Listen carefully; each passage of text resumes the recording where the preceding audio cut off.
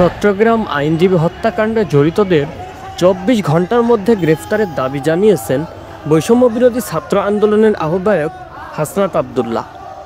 ISKCON নিষিদ্ধেরও দাবি জানিয়ে তিনি বলেন, আমাদের দেশে সব ধর্মের সহাবস্থান থাকবে, আমরা সবার অধিকার রক্ষায় কাজ করব, কিন্তু ধর্মের দোহাই দিয়ে উগ্রবাদী সংগঠন পরিচালনা করলে বাংলাদেশে এক হাত জায়গাও দেওয়া হবে না। আমার ভাই সাইফুলকে নৃশংসভাবে হত্যা করা হয়েছে।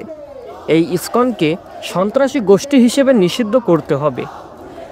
গতকাল বুধবার চট্টগ্রাম নগরের টাইগার পাস এলাকায় আইনজীবী সাইফুল ইসলাম হত্যার প্রতিবাদে এক বিক্ষোভ সমাবেশে অংশ নিয়ে একথা বলেন হাসনাত আবদুল্লাহ। এ সময় তিনি বলেন, এই ইসকন জঙ্গি, তারা স্বৈরাচারের সঙ্গী বলে স্লোগান দেন। গতকাল বেলা 11:30টায় নগরের জামিয়াতুল ফালাহ জামে মসজিদে নিহত আইনজীবী সাইফুল ইসলামের দ্বিতীয় জানাজা অনুষ্ঠিত হয়। এতে অংশ নেন বৈষম্যবিরোধী ছাত্র আন্দোলনের আহ্বায়ক হাসনাত আবদুল্লাহ, জুলাই শহীদ স্মৃতি ফাউন্ডেশনের সাধারণ সম্পাদক সার্জিস আলম। এরপর তাদের নেতৃত্বে প্রায় 1000 মানুষ টাইগার পাস মোড়ে অবস্থান নেন। তারা ইসকনকে জঙ্গি সংগঠন হিসেবে নিষিদ্ধের দাবিতে স্লোগান দেন। সেখানে সমাবেশ অনুষ্ঠিত হয়। হাসনাত আবদুল্লাহ বলেন, আমরা ভুলে যাইনি কিভাবে এই ইসকন স্বৈরাচারী আওয়ামী লীগের সহায়তায় ভারতের প্রেসক্রিপশনে বাংলাদেশের অশান্তি সৃষ্টি করছে। ভারতে বসে যতই ষড়যন্ত্রের চেষ্টা করা হোক, আমরা বাংলাদেশের মানুষ সেই ষড়যন্ত্র রুখে দেব। বিদেশে বসে এই আওয়ামী ফ্যাসিবাদী শক্তি দেশকে অশান্ত করার জন্য ষড়যন্ত্র করে যাচ্ছে।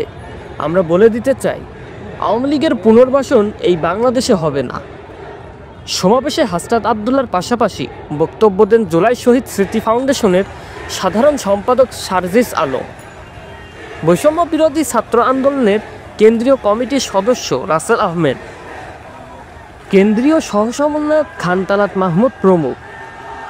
তারা সবাই 24 ঘন্টার মধ্যে হত্যাকাণ্ডে জড়িত ব্যক্তিদের গ্রেফতারের দাবি করেন।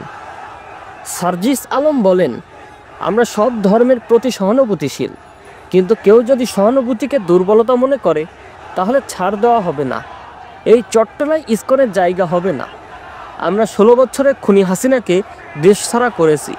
এমন জঙ্গি ইসকনকে দেশছাড়া করা আমাদের কাছে হাতের ময়লা। অন্য বক্তারা বলেন, সনাতনী ভাইয়েরা এখনও সোচ্চার, কিন্তু ইসকনের সন্ত্রাসীরা তাদের বিভ্রান্ত করছে। এই সন্ত্রাসী ও জঙ্গি সংগঠনকে নিষিদ্ধ করতে হবে।